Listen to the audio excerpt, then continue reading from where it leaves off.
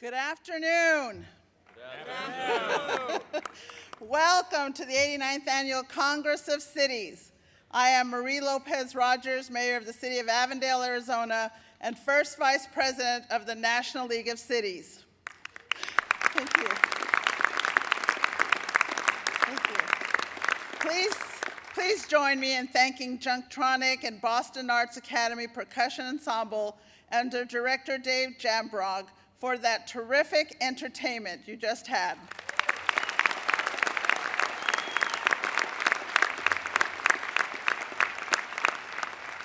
I ask that you please now stand for the presentation of colors, the singing of the national anthem, and the Pledge of Allegiance.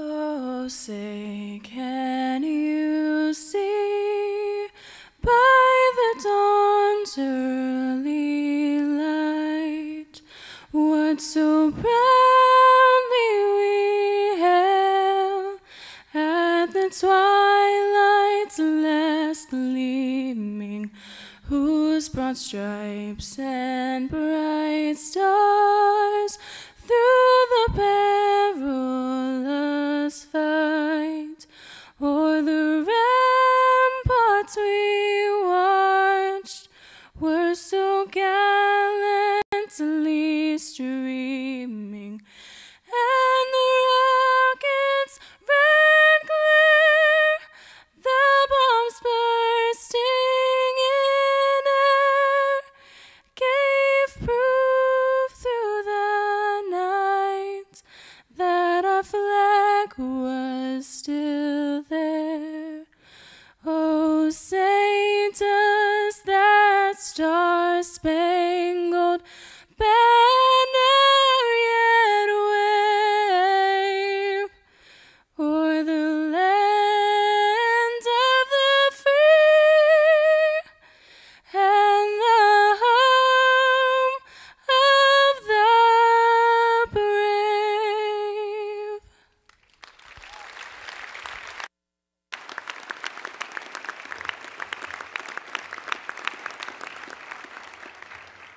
I pledge allegiance to the flag of the United States of America and to the republic for which it stands, one nation, under God, indivisible, with liberty and justice for all.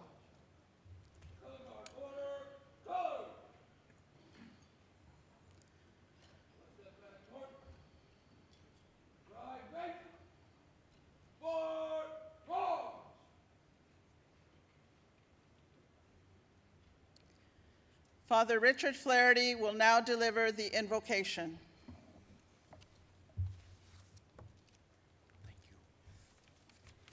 Let us bow our heads now and pray for our God's blessing. Gracious and loving God, Father, you have blessed us with so many gifts as businessmen and women in our country. We continue to ask you to bless us and watch over us, especially all of those that we love. Let us watch over and protect our young people and see the gifts that they are to us and to our world, and help them to attain all that is good for them. Help us also as business people to promote strong and local economics, to build healthy and good communities, and strengthen our neighborhoods and families, and let us always be compassionate people and to realize you have gifted us to give gifts to other people. We humbly ask that you hear our prayer. Amen. Thank you, sir. Please remain standing while the color guard retires the colors.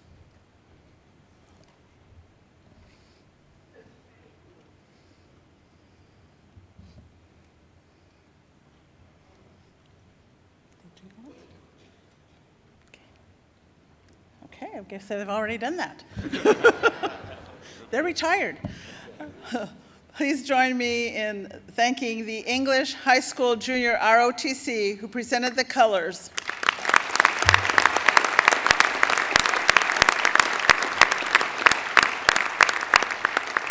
And thank you, Bethany Wenrick, who sang the national anthem.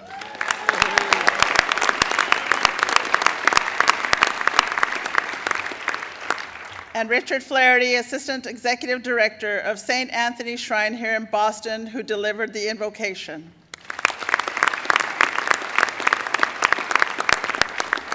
Please be seated.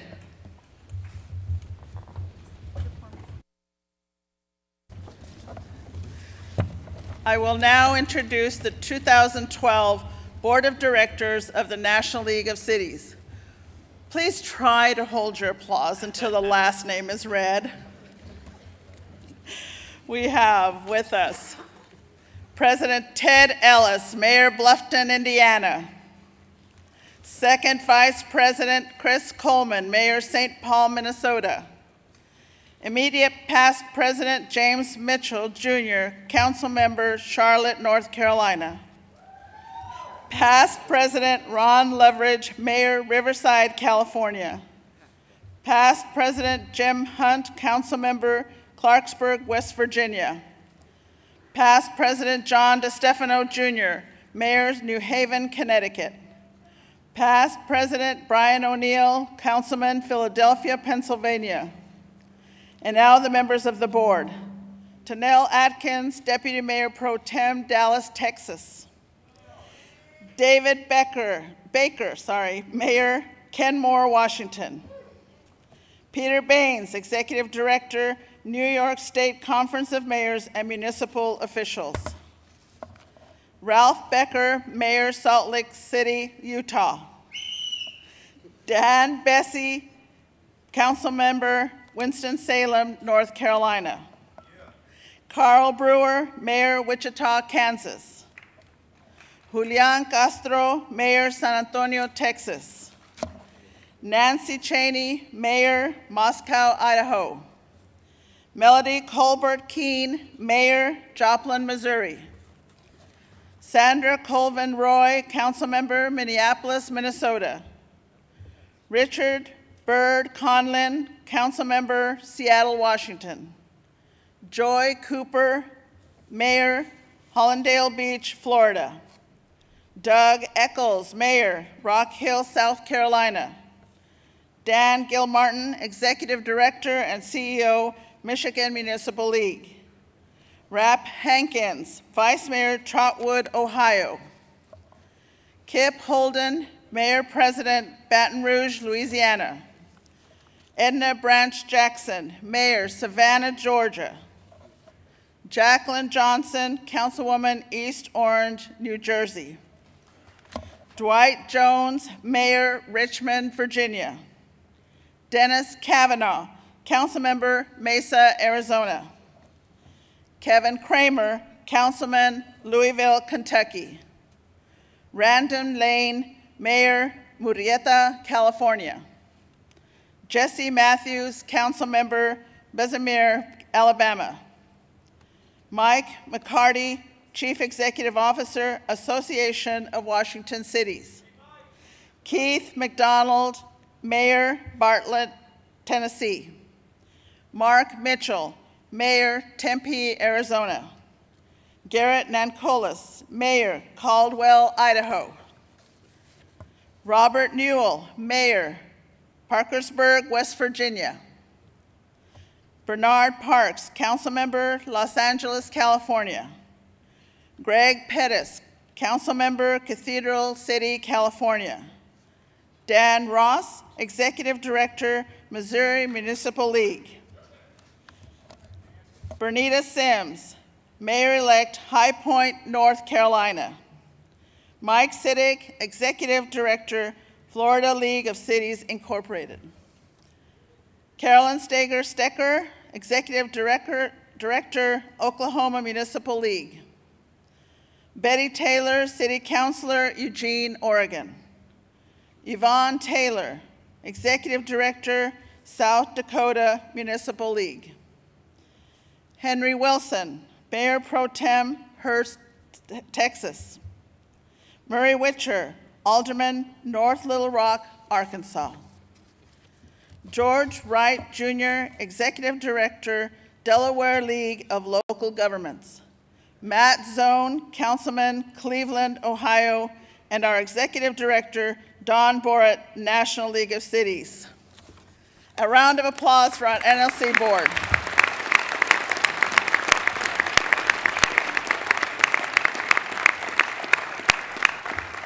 Isn't it great to be here in Boston? Well, there's 3,000 of us here this week. Each of us has chosen to make up the trip here because we know that things we learn here have the potential to change our communities. We know that one of the best ways to learn is from each other. And so this week, we will gather in workshops in Expo Hall, in the corridors, to exchange ideas, share challenges, and ask questions. Over the next few days, we will focus on 3 strategies that you can use to take back home. How to create a strong local economy by learning how to promote 21st century workforce skills, build a sustainable community, and strengthen neighborhoods and families. You'll find a variety of workshops, speakers, and networking sessions. Pick one strategy to go deep or sample the offerings to find the right mix of solutions for your community. Be sure to continue your learning in the exhibit hall where we have the city showcase another opportunity to learn. The opening session this afternoon will highlight all of the strategies with 3 dynamic speakers, all here to address innovative city leadership. Bill Taylor will talk about how cities can deal with rapidly changing realities. Jennifer Palka on how technology can connect citizens and government. And Wes Moore will show how believing in young people can transform a community. But first, we have a few other welcomes to kick off our program. A successful Congress of Cities and Exposition depends on a strong partnership between the National League of Cities and the host city. This year, we had strong support from the City of Boston and Mayor Tom Menino. But in Mayor Menino, NLC has more than a friend. NLC has a patriot. I don't mean the football team.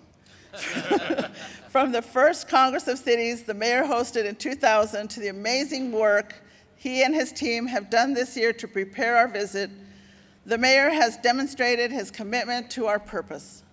His belief that NLC is where change is being made for cities was made clear in his role as the founder of the NLC's Institute for Youth Education and Families in 2000. And his leadership as mayor over the past 19 years in Boston in creating safe and healthy neighborhoods, providing educational opportunities and economic growth for all the city's residents has been an inspiration to mayors and city leaders across the country. I ask you to join me now in showing Mayor Menino just how much we honor his incredible service to his city and our country. Thank you, Mayor Menino.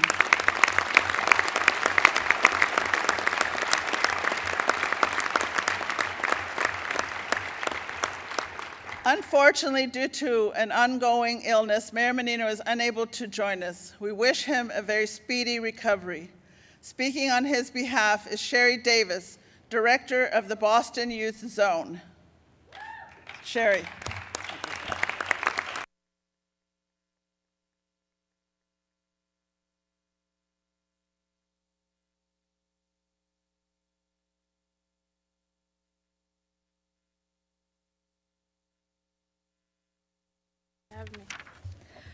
Good afternoon. well, thank you. My name is Sherry Davis, and as director of the Mayor's Youth Council, here in Boston, it is my distinct honor to address you all on behalf of Mayor Thomas Menino and welcome you all to our great city. Growing up in Boston, I was one of the many young people that had the opportunity to take advantage of the community programs that Mayor Menino supports. I learned martial arts at a local community center and eventually traveled across the country as a competitor sponsored by the Police Activities League. I have to say that from those experiences, I developed an immense sense of pride and also gratitude. So it should come as no surprise that as a Boston Public High School student, I jumped at the opportunity to join the Mayor's Youth Council and advocate for my peers, as well as lend my voice to issues concerning teens. Part of the reason why Mayor Menino formed the Mayor's Youth Council so early in his tenure was to make sure that young people not only had the opportunity to access those amazing opportunities, but also to have a platform where youth voice is respected and utilized to make real policy changes. Through Mayor Menino's vision of involving young people in government, I was able to recognize the real power that young people possess, and I've clearly been hooked ever since. Being civically engaged at a young age can certainly lay down the groundwork for a lifelong appreciation of public service. I'm not sure that even Mayor Menino could have foreseen the impact that the Youth Council would have. Today, Boston Youth Council graduates are attorneys, business people, teachers, activists, and yes, even city department heads. It should be no secret that in Boston, we recognize, cultivate, and believe in youth voice. Mayor Menino believes that if a project is to be designed for young people, you must have young people at the table from the very beginning.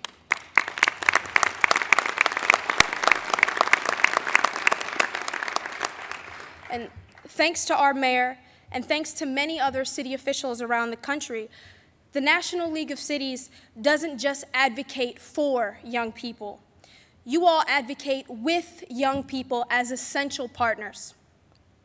Through the NLC Institute for Youth, Education, and Families, which Mayor Menino worked with many of you to create, the Boston Youth Council model has inspired youth advisory groups across this country.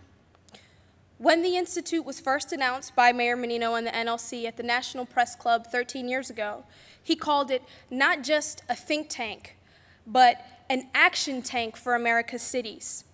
And with your support, as well as the support of national foundations and civic leaders, the Institute is creating real change and taking real action in cities across the nation.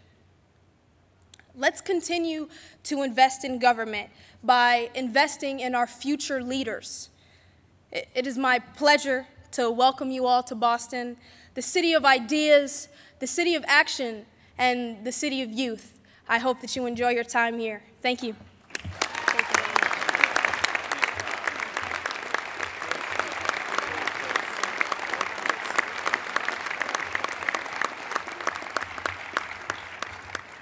Ladies and gentlemen, there is hope, is there not?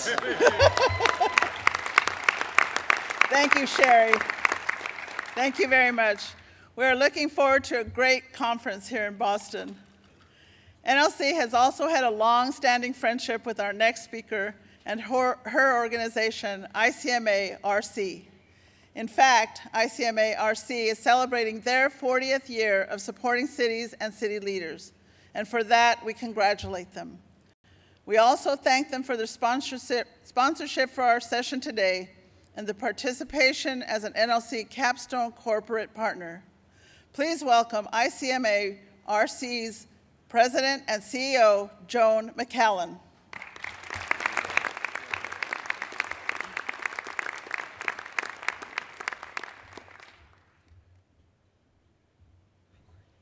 Thanks again. Thank you. Thank you. Good afternoon. First, I would like to thank your president, Ted Ellis, and all your board members for all their hard work and their exceptional leadership. And I also want to take a moment and recognize someone very special to ICMARC and to NLC, and that is your Executive Director, Dawn Borat.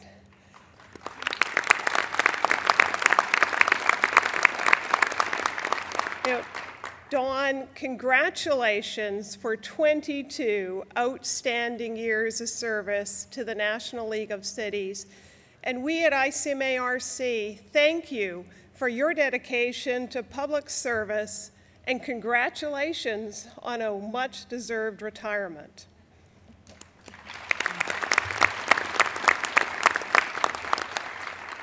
It is an honor to be with you again at NLC, Congress of Cities. The cities that you represent are doing great things, and your leadership continues to build successful communities where we live.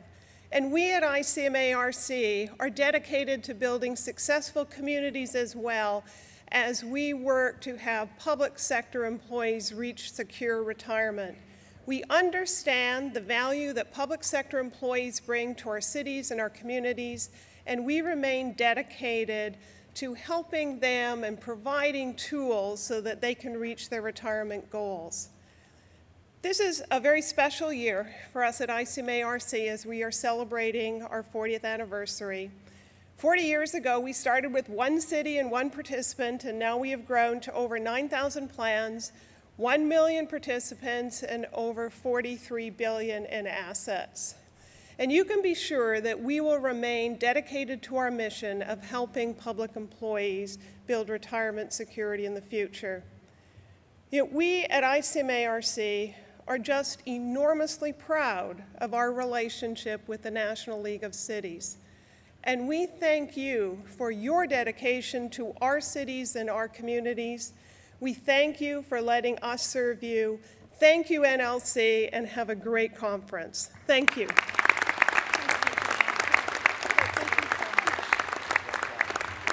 Thank you, Joan. Thank you. We look forward to our continued work with you as well.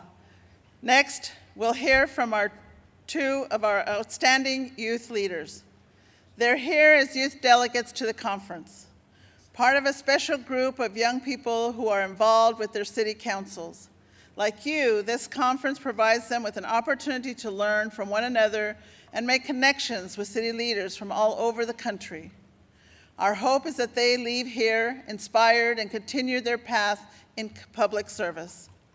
Please welcome Yamini Nadu of Beaverton, Oregon, and Benjamin Haidari from the city of Boston.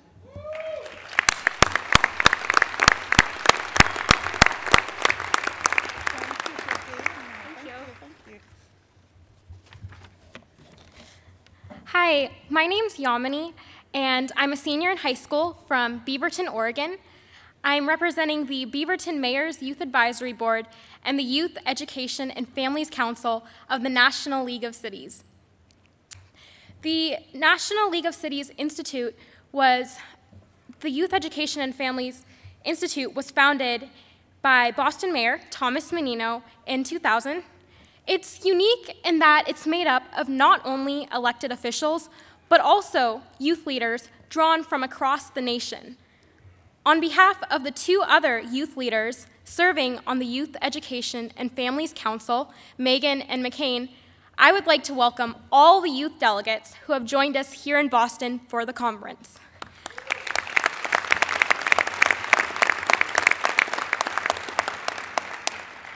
As youth delegates in our respective cities, we are a bridge between our schools and the community. We are the voice of the youth, and our voice can guide elected officials and policies that affect youth and our community.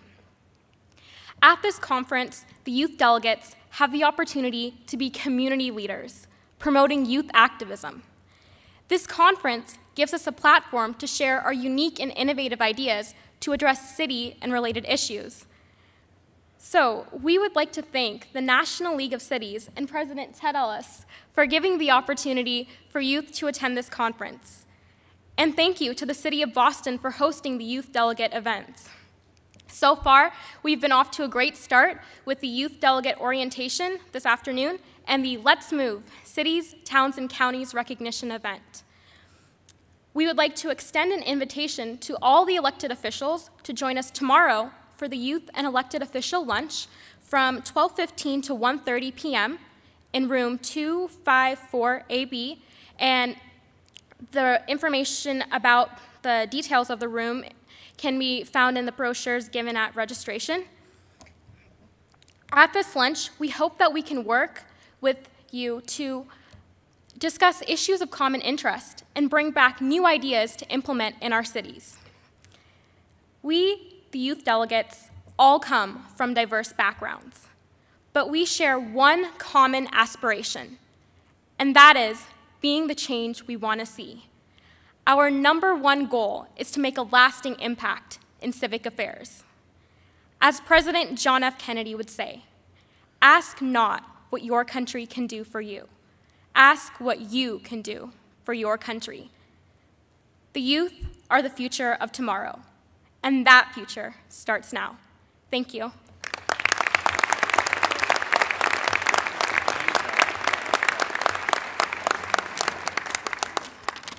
Hello, everybody. Almost 20 years ago, our great mayor, Thomas Menino, realized that a tree grows from the bottom up and that making a base is just as, if not more important than maintaining one. My name is Ben Haidari, and I'm excited to be just one part of this ever-growing tree as a representative on the Mayor's Youth Council. My fellow youth delegates, we are all the seeds that will end up being some of the biggest trees in the world. And this gathering is live proof that we are being utilized to hold authentic roles in government in which real change can be implemented. In Boston, the Mayor's Youth Council is part of our city's base. An environment has been created here that allows for a direct dialogue between teen representatives, city officials, and agencies to effect real change. The time for writing off the ideas of youth has ended. In the past, some adults may not have believed that a young leader could be included in the beginning of projects and see them through. I'm here to let you know that just being here is a symbol of our strength. This gathering should be the beginning of a long road in which we can hopefully work collectively and not just as individual cities. Let's agree that this weekend will not be the end of our collaboration, but make commitments to follow up with each other to continue to improve the base of youth voice in our cities so that we can all grow together. On behalf of Mayor Menino, the Mayor's Youth Council, and the City of Boston, I would like to welcome all the youth delegates and encourage all of you to use this conference as a platform to empower teens from across the country. I would like to end with a statement from a British Indian philosopher who said, "Age considers, youth ventures." I believe that youth brings new energy to the ideas that have been generated by those with experience. The combination of energy mixed with experience cannot be beat. Tonight, I would like to improve on this quote by saying, "Youth considers, youth ventures, and youth achieves." Thank you very much.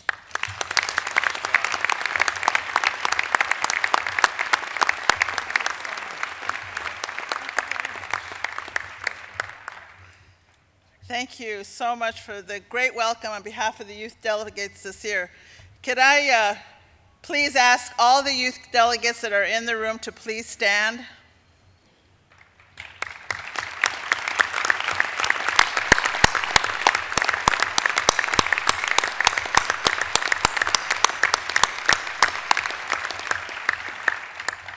Thank you so much. It is now my privilege to introduce our great president, Mr. Ted Ellis.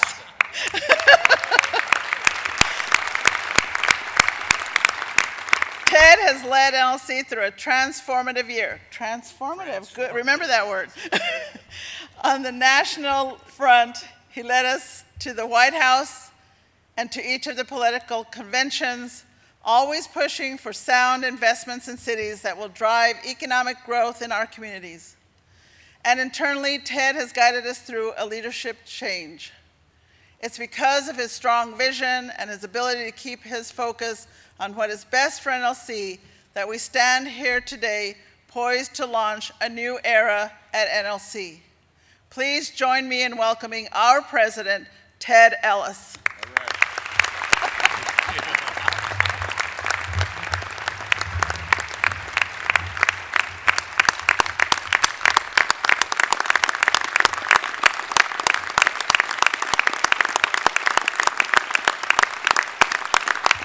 Thank you. Thank you. You're very kind. Very kind remarks, Marie, although your first introduction caused me a little concern when you said we have 3 dynamic speakers here tonight, and I counted 1, 2, 3, and then me. So Wes, I'm sorry, you must be the odd person out in all this. We meant no offense. First NLC gathering that I attended was in San Antonio, Texas, about 16 years ago.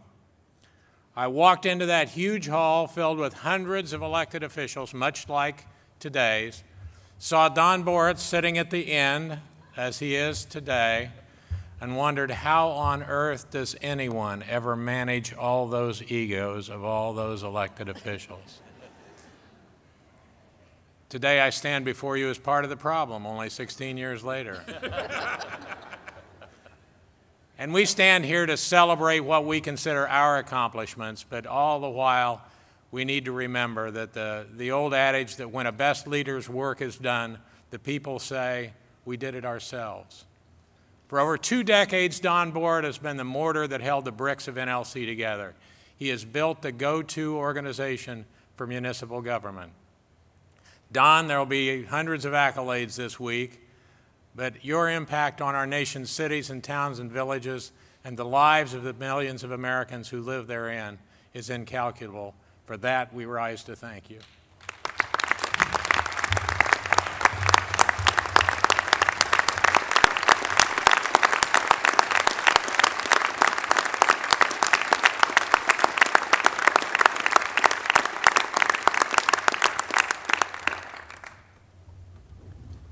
In 1837, Charles Dickens began A Tale of Two Cities, and he wrote this: it was the best of times, was the worst of times.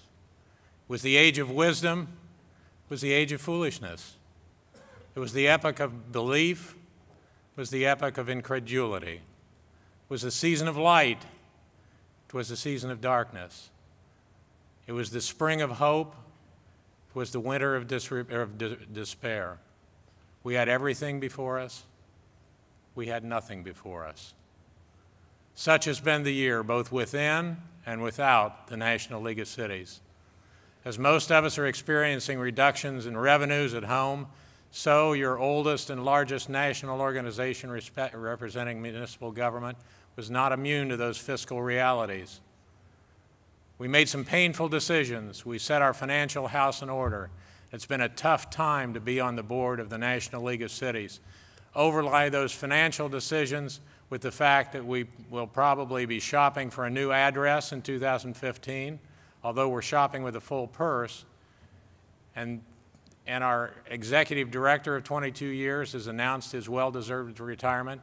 It was a year of many conference calls, special meetings for board members, and these board members before you deserve our special gratitude as well.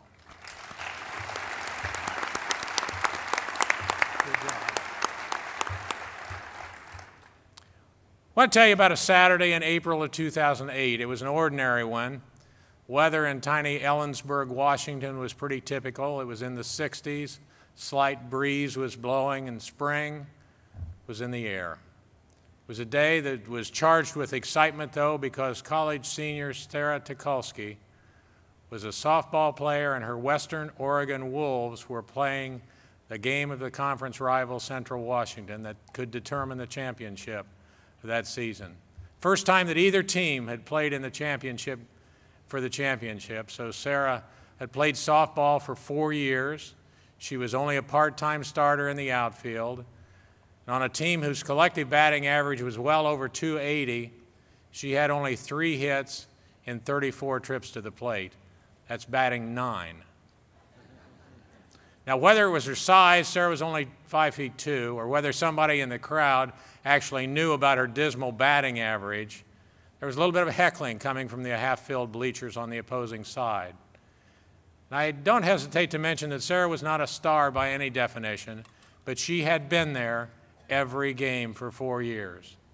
So Sarah advanced to the plate on this spring day with 2 runners on base, and you got to believe that she was feeling pretty lucky to be in the game at all. Lucky, but maybe a bit stressed as she waited for that ball. As I said, she'd spent 4 years on the team. There must have been many of those days when she wondered why she showed up at all. Surely those last years might better have been spent studying or even partying rather than practicing when all you had to show for it was 3 lousy hits. But there she was. At bat again, score of zip-zip, 2 runners in scoring position, and a pitch coming after. And Sarah took that first pitch, a strike. Then the second was on its way, and in one of those moments where life slows down like an instant replay, she swung, and as her bat came around across the plate, she felt that unmistakable sensation of the ball meeting the sweet spot in the bat, and in that instant the ball reversed its course, lifting up against that April sky, arcing over the center fielder and landing well beyond the fence. It was a home run, and the heckling stopped. Sarah tossed her bat toward the dugout, jogged toward first base, and she was excited. And in her excitement, she neglected to touch first base. Now, I need to point out here a lesson in life. Sometimes in our excitement, we can forget to touch a base. Be careful. Or as Elmer Fudd said, be very, very careful. So Sarah, I just threw that in. It's a bonus for you. It's what makes me a dynamic speaker. You know, you never know what you're going to get. Back to the ball game, though. Sarah is just a couple steps beyond first. She realized her error. She doubled back toward first base, and as she did, her right knee gave out and caused her to drop in excruciating pain just a few feet short of first base. So she's there writhing in pain, crawling back toward the base. Her coach is worried, but knew that if she touched Sarah, Sarah would be out. Another universal truth in life, it's always going to be something. Well, back to the game again. With Sarah down in a dusty near fetal position, hugging first base, her coach conferred with the umpires. The umpires ruled that the team could substitute a pinch runner for Sarah, but instead of a 3-run homer, she'd get a 2-run single. Their options were limited. The coach prepared to make the substitution when a voice behind her asked, "Excuse me, would it be okay if we carried her around and she touched each bag?" It was the voice of Mallory Holtman from the other team, no stranger to injury herself. She was a stellar athlete who was going to have a couple of knee surgeries after the season was over. Well, they looked at the umpire. The umpire shrugged his shoulders, and Mallory and shortstop Liz Wallace lifted Sarah off the ground, supported her weight between them, and began the slow trip around the base path. And as they reached second base, they stopped, lowered Sarah enough so her foot could touch second base, then went on to third. The same thing at third base, lowering her so she could touch, and then to home plate where she could touch and be handed off to a standing ovation from her teammates and both sides of the field. Now, what are we to make of this? Well, first, that home run would not have happened had Sarah given up along the way. And as public officials, we know that feeling about wanting to give up along the way. There's sometimes in our lives we wonder why we even bother. There are times when we're unappreciated, times when we're just trying to do our jobs, and then when we're called by the NLC to do our jobs, something like contacting our members of Congress, we're met with a hearty handshake, a photo, and the door. It can make us want to quit. But now more than ever, we need to stay in the game, advocating. No, we need to demand a balanced approach to deficit reduction.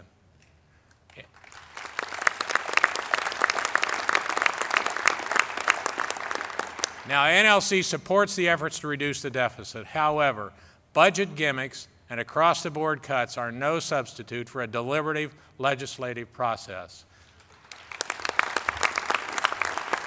We need to encourage our federal officials to do what we must do back home every day. We do not enjoy the luxury of doing nothing, and neither should they.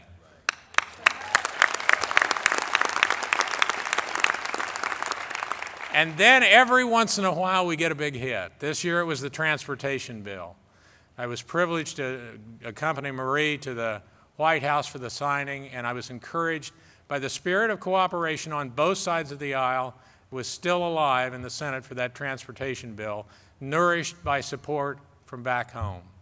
These hits only happened because we stayed in the game. Now, secondly, nobody might have noticed had Sarah just not touched the base and gone on to run the base path. Had she continued, she obviously would not have suffered that ACL injury, and doing the right thing is what got her in the mess. As a local elected official, let me tell you about a mess. There's no better way to get yourself in a mess than talk about immigration reform.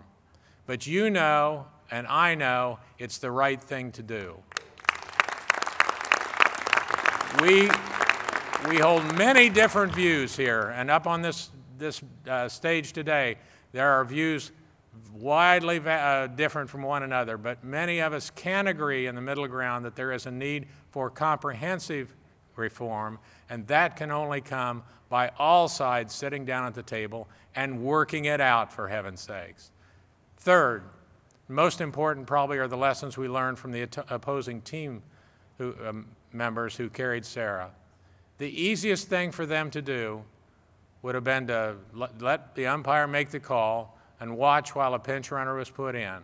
And this was a critical game. Nobody knew how it was going to come out at that point in the second inning, but it might have been the difference between winning and losing.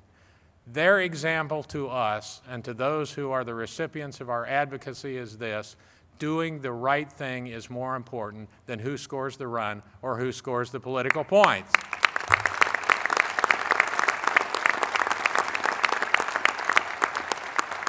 Well, that's the sermon for today. And one more thing, I want to tell you a story. Danny Cox is a guy who wrote a book about a decade ago called Seize the Day. He talks about a problem that early jet pilots had with ejection seats. And he wrote that jets flew faster than their propeller predecessors, and pilot ejection became more of a dangerous predicament in cases of emergency. Now, the ejection seat, of course, was thrown out of the plane, the parachute strapped to the pilot's back, and all the pilot needed to do once he was ejected was just roll forward out of that seat so that the parachute on his back could open and he would be free and fall to safety. But an unfortunate thing happened with those old-time pilots. Some pilots would keep a death grip on the arms of the ejection seat handle. They were reluctant to separate themselves from the very last tangible piece of the airplane that they had that felt safe in their heart of hearts. That had always been a safe spot, but in doing so, the parachute remained strapped and jammed against the seat, unable to open, and well, you can guess what happened next. The Air Force came up with a solution, and it was a 2-inch web, and if I could get out front, I could show you a little better, but use your imaginations here. It started at the bottom of the seat, went under the pilot, around back of his back, and attached to the top of this device, so that 2 seconds after ejection, this take-up reel would take up the web and literally force the pilot out of the seat, allowing his parachute to open. Now, Danny Cox calls that being butt-snapped to safety. I gotta believe the Air Force had a more graphic term for what that was. But the bottom line is, when activated, it launched your rear end right out of the chair. So if anything, in these times, tough and uncertain as they may be, we need to be launched outward as well and not cling to the familiar sometimes, even though it's the only thing that we can see ahead. And if we do not always cling to that familiar, the National League of Cities will not only survive, but it will thrive.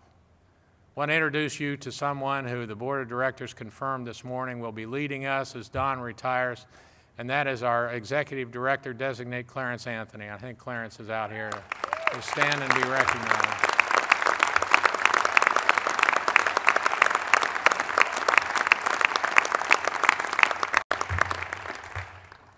Clarence, I would recall to you and recall to those of you who are assembled with us today something else that was written in 1837, this time by Ralph Waldo Emerson.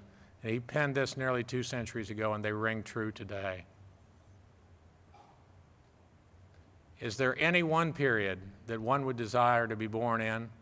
Is it not the age of revolution, where the old and the new stand side by side and admit of being compared? When the energies of all men are searched by fear and by hope, when the historic glories of the old can be compensated by the rich possibilities of the new. This time, like all times, is a very good one, if we but know what to do with it. This time, like all times, is a very good one, if we but know what to do with it. Let's get to work, and thank you very much.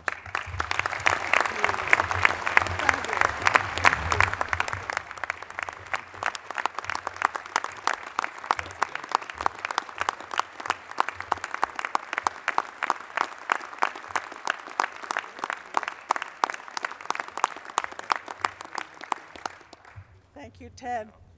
Thank you for everything that you've done this past year. Really do commend you for all the work that you have done. NLC's Congress of Cities is a place for city leaders to learn what's working in other cities across the country. But it's also a place to spark new ideas and innovation.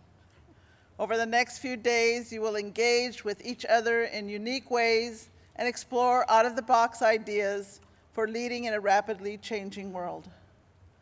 We'll have an innovation lab with films from thought leaders and discussions about what the themes mean for cities. At our World Cafe, we'll talk about innovative financing, where participants will find ways to pay for projects, including emerging ideas such as Kickstarter for community development and social impact bonds. But innovation is not just about finding new ideas. It's also about how we as leaders use these ideas to create resilient, inspiring places. Our three speakers this afternoon will each offer insights into innovative city leadership. First up, we have Bill Taylor, who will share with us how cities can position themselves for success in an ever rapidly changing future. Bill is an agenda-setting writer, speaker, and entrepreneur who has shaped the global conversation about the best ways to compete, innovate, and succeed. His latest project, Practically Radical, Not So Crazy Ways to Transform Your Company, Shake Up Your Industry, and Challenge Yourself, is based on 25 organizations making deep-seated changes under the most trying circumstances. Bill is a co-founder and founding editor of Fast Company, the world's leading progressive business media brand, with a unique editorial focus on innovation in technology, ethical economics, leadership, and design. Please join me in welcoming Bill Taylor. Bill, thank you.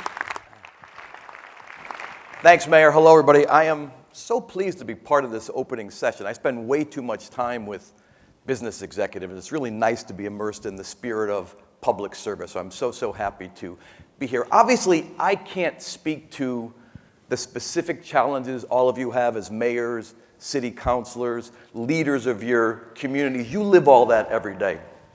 I want to talk to you about leadership itself, to offer a set of ideas and a collection of case studies about what it means to do something important and build something great, about how to have long-lasting impact in fast-moving times. I want to take the work all of you are doing as leaders to make your communities even more successful and put it in the context of the big forces that are reshaping the logic of leadership and success itself. So here goes. Let me start with the big picture. We are living today through the age of disruption. You can't do big things anymore as communities or as leaders if you're content with doing things a little bit better than everybody else or a little bit differently from how you've done them in the past. In an era of hyper competition and nonstop reinvention, the only way to stand out from the crowd is to stand for something special. Originality really has become the acid test of your leadership strategy. The term I like to use is strategy as advocacy. Winning organizations and high-impact leaders don't just offer competent services. They stand for important ideas. Ideas that are meant to shape the landscape of their field. Ideas that are meant to reshape the sense of what's possible for your citizens, for your colleagues, for your partners inside and outside of government. For so long, in business and in public life, we've lived in a world where the strong took from the weak. If you had the best facilities, the biggest budgets, the richest traditions, you won, you thrived almost by default. That world is over. The new logic of success is the smart take from the strong. The most successful organizations, the most successful leaders don't just try to outcompete everybody else. They aspire to redefine the terms of competition in their field by embracing one-of-a-kind ideas in a world filled with Me Too copycat thinking. What do each of you see? New ways to deploy technology, new ways to engage your citizens, new ways to organize your people that other communities and other leaders haven't yet seen.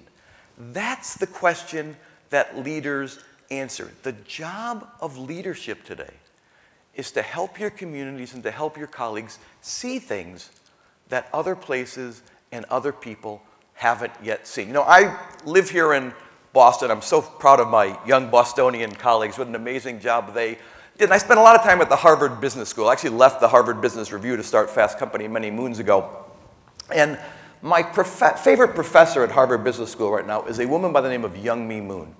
And she specializes in what she calls the company of the future. And I was just thinking about this talk and what I wanted to share with you ever so briefly. It struck me that really, in some sense, what all of you are engaged in doing is basically building the community of the future, the local government of the future, places that are relevant, places that are compelling, places that are full of energy and a sense of possibility. I want to take just 2 minutes and share with you a few of Youngme's ideas about what it takes to build an organization of the future, and then urge you to ask yourselves, what are the lessons you can take from that? And the first thing Youngme likes to say is, organizations of the future will offer something that is hard to come by.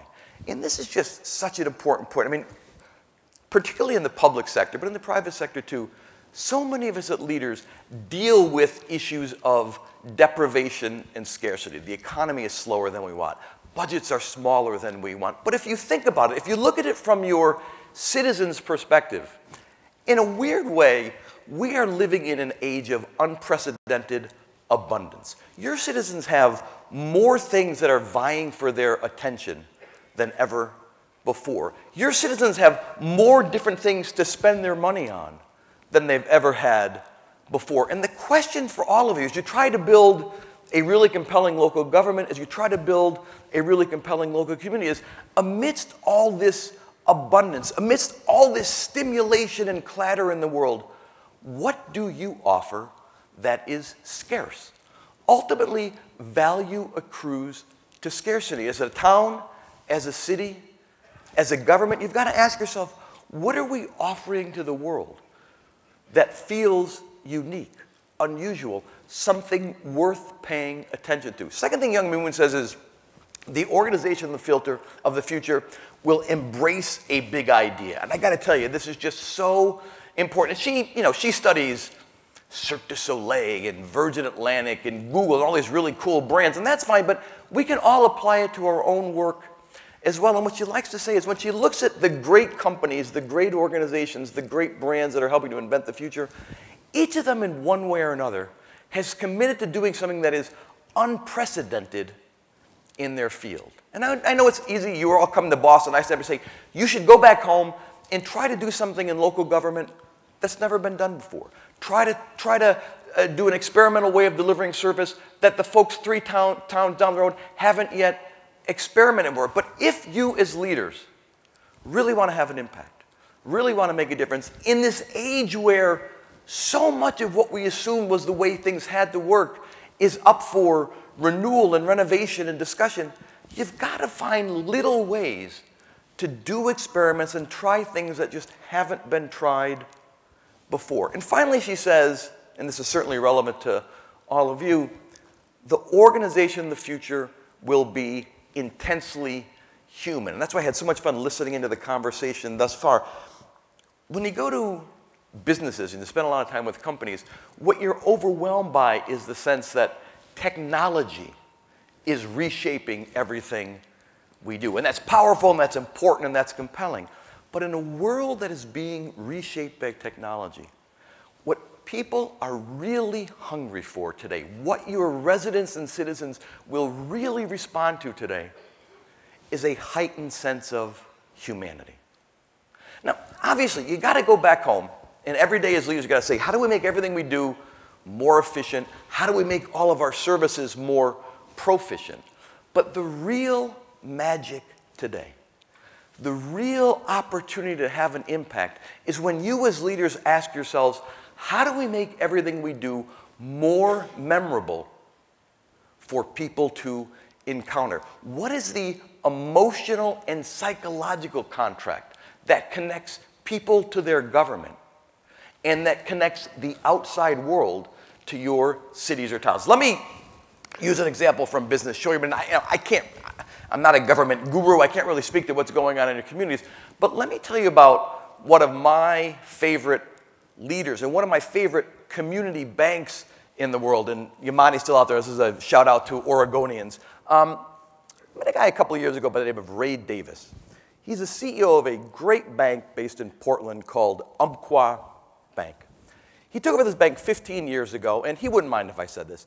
He took it over. It was your, no disrespect to him, it was your typical kind of plain vanilla, sleepy community bank. 6 branches in downtown Portland. They looked exactly like what you'd expect them to look like. The products and services they offered was what all other 10,000 community banks in America offered. There was nothing interesting, compelling, exciting about Umpqua Bank. And Ray and his colleagues sat down and said, you know what?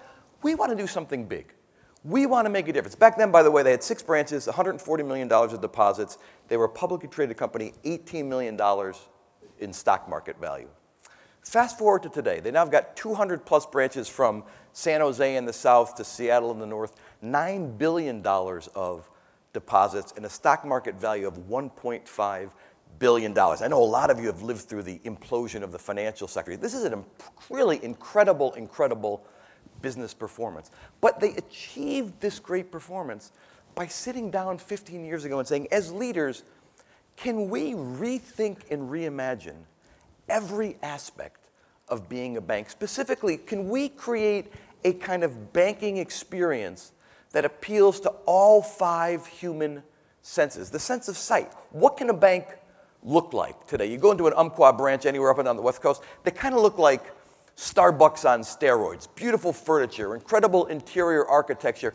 And each branch looks a little different based on the city and the neighborhood within the city that it operates. So I was giving a talk in Seattle recently, so I went to the new branch in the Capitol Hill neighborhood of Seattle, which is kind of the bohemian, countercultural part of Seattle. Kurt Cobain and Nirvana took shape there. Sir Mix-a-Lot was born there. A lot of hip-hop roots, Tracer Orange is there.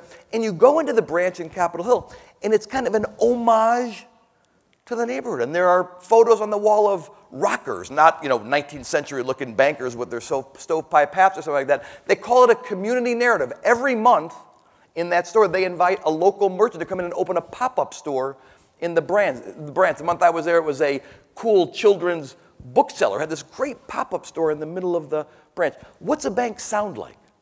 No Muzak at an Umpqua. They go city to city and they recruit cool indie bands. And they say, hey, send us files of your favorite song. We're going to play that in our branch. We're going to have like a local soundtrack of what the best bands are writing and performing in our city today. What's a bank smell like?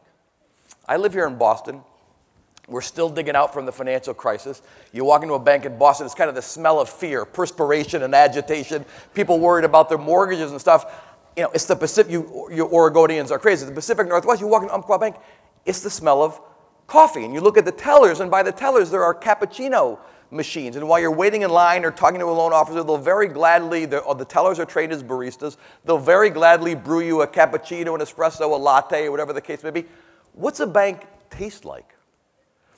Every transaction in Umpqua ends with kind of their version of the Japanese tea ceremony. And someone comes out and presents to you, literally on a silver platter, some really nice pieces of chocolate with the Umpqua seal on them, made for them by this company called Moonstruck Chocolate in Portland. So they started this, and it totally took the world. Nobody ever imagined walking into a bank, kind of like walking into a town hall, could feel this way.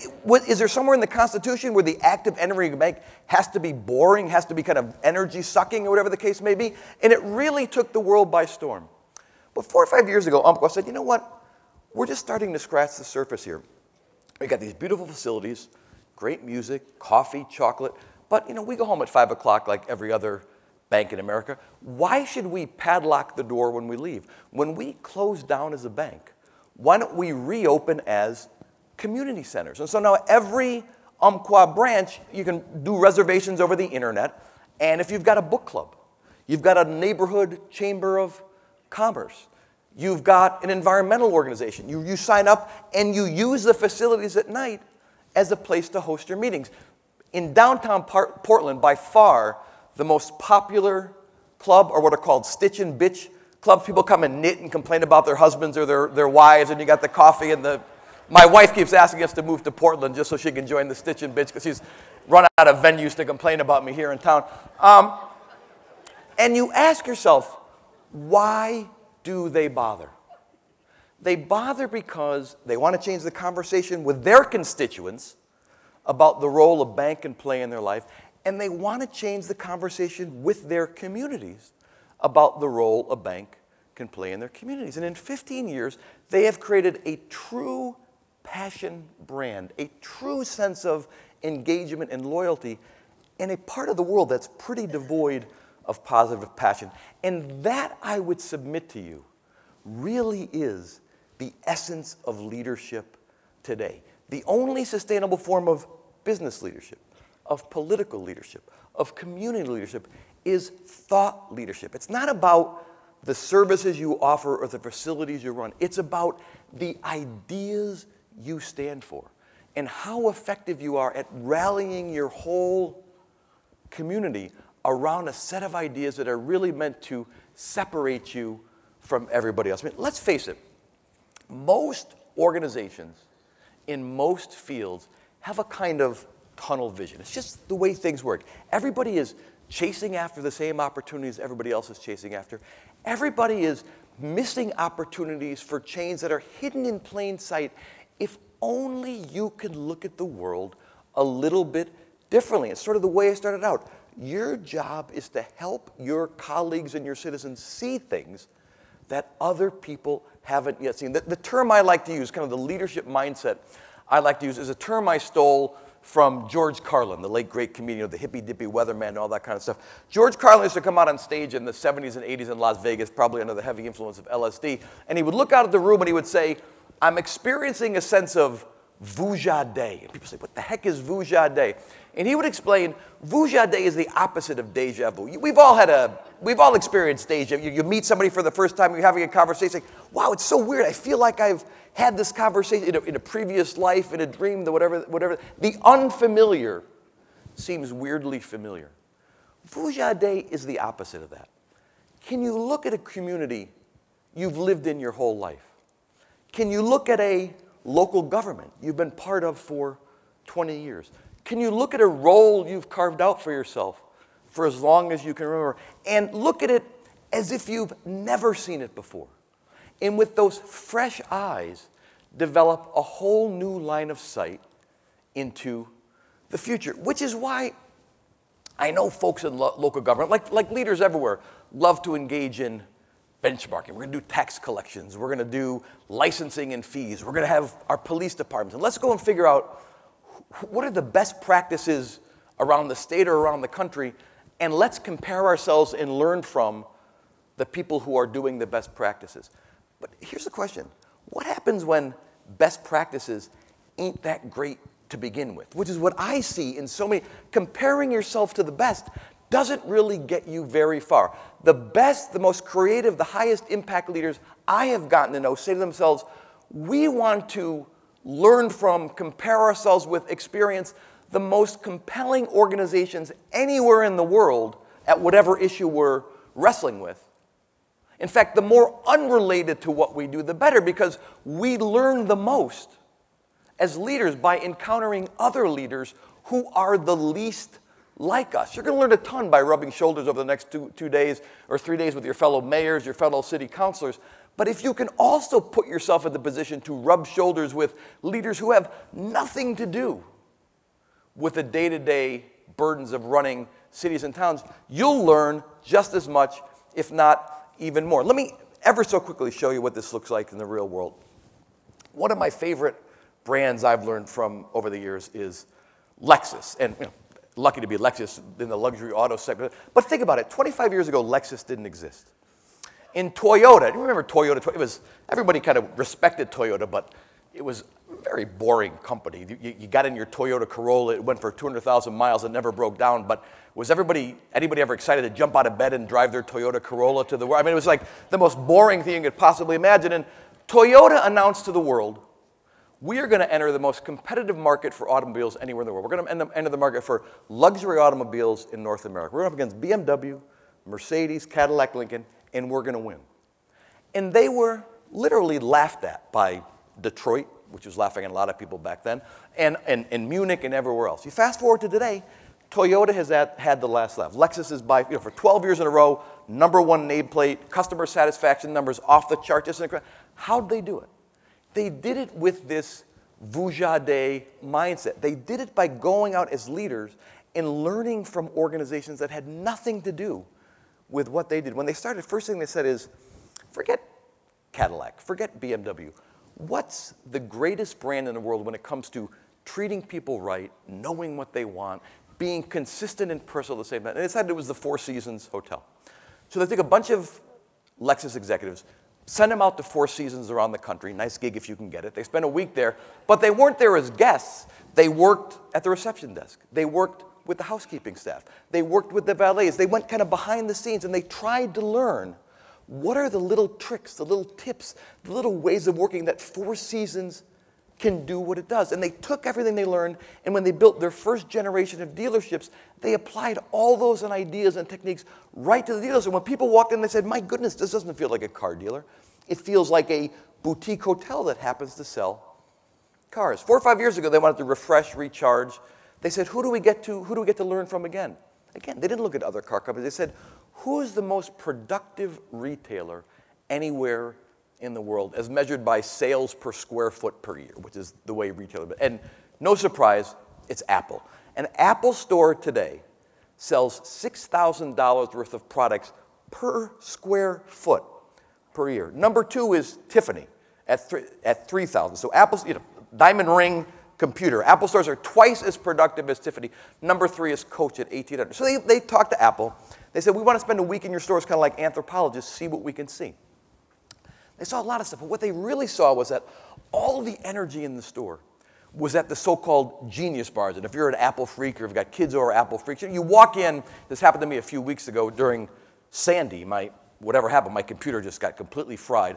And I walk into the store like I'm holding, a baby in my arms, going up to one of these geniuses in the back saying, my whole life, every book I've ever written, every Fast Company article, it's all on this computer. You've got to bring it back to life. And they took me by the hand, wiped away my tears, all that kind of stuff. We spent a lot of time, and they got the thing back up and running. And what they realized is, and what the Apple folks say is, their job today is not to repair technology, it's to restore relationships. They understand their job, going back to that, is as much about the human connection and the reassurance and the psychological putting at ease as it is getting iPhoto to work. And Lexus said, well, isn't that interesting? Because we now pack these cars with so much confusing technology, kind of like maybe the high-tech version of government forms or procedures. But, you've got GPS systems that don't just get you. You can sit in your driveway if you've got a 6-hour drive, and the Lexus, it will preview your ride for you. And here's an interesting restaurant, and here's an interesting stop. Bluetooth surround sound. You never have to touch a phone dial. Again, you just think the number and the phone works. You can now program your car 28 different ways. I want the horns to work this way, the lights to work that way, the seats to work this way, kind of like you program your computer screen. And here's the deal. Nobody knows how to work. We're back to the VCR blinking midnight all the time because nobody knows how to program the car. And so they're selling people products that make them feel stupid, which is not a good way to go through life. And so Lexus said, well, why don't we just take that Genius Bar and we'll do our version of it in our dealerships. We'll call it the Lexus Answer Bar. And the next time you're driving in to get your oil changed or your 15,000-mile checkup, hey, take a loaner if you want, but why don't you hang here for a couple hours? We'll give you coffee, we'll give you a sandwich, and do you know that you can program your car in 28 different ways? I saw when you pulled in, you had your iPhone in your hand, which is dangerous, by the way, but do you know that there's no reason to ever hold that in your hand again? We'll program the phone, and what they say is that simple innovation has done more to put their customers at ease than anything they've done, and they're very honest. They stole it from Apple. As I tell business audiences, R&D isn't just research and develop, it's rip off and duplicate. As people who are running governments in big cities, find incredible innovations in totally unrelated walks of life and ask yourself, what would happen if we did our version of that in City Hall? What would happen if we took that design experience and made that part of our design experience? Here's the deal, and I'm going to jump off stage. You can't let what you know limit what you can imagine. I look out the room, you're all young and vivacious. I look back at the dais, you're all young and vivacious. But if you add it up, think about it, it's a little scary. Think about collectively, the centuries of expertise there is in this room about how government works, what a tax department looks like, what a police department looks like. Mayor DeStefano, I'm Dean Esserman's #1 fan. So, all this stuff. And that's great, that's powerful, except when all that experience and expertise gets in the way of innovation. Oh, thanks, youth delegate. We tried that 5 years ago. It didn't work then. Why do we think it's going to work now? Or interesting idea, newcomer to government, but I know everything that's ever happened in this town. We've never tried anything like that. Why do we think? It's all these unintended habits of mind because we know so darn much that allows us to block innovation. And to me, if you can get beyond that, if you can embrace that Vujade mindset, it helps you answer the question that I think is the question that everybody in government has to reckon with today. Everybody in leadership has to reckon with today. And maybe it's the question that's kind of hovering over this whole conference is, are you learning as fast as the world is changing? That's what leaders sign up to do today. Your job back home isn't to out-hustle or out-muscle the cities or the towns 20 miles down the road. It is to outthink everybody else and to help all of your constituents and colleagues think together. And if you as leaders can say, you know what, we're getting the best ideas from the widest variety of places, then I think you've got the best chance to outthink everybody else. So thank you so much for letting me be part of this. Good luck when you get back home. Thanks so much.